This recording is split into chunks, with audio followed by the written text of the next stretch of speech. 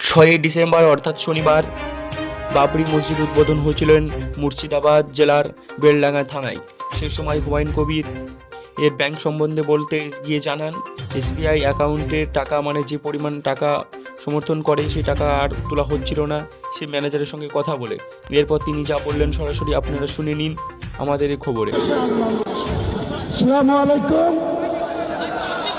যারা এসবিআই এর ট্রাস্টির অ্যাকাউন্টে টাকা ঢোকাচ্ছেন তাদের করজোড়ে অনুরোধ করছি, লিমিট ক্রস করে গিয়েছে। এসবিআই অ্যাকাউন্টের চিফ ম্যানেজারের সঙ্গে কথা বলেছি, আজকে কোনো মতেই পারবে না, টাকা আজকে থেকে নিতে পারবে না।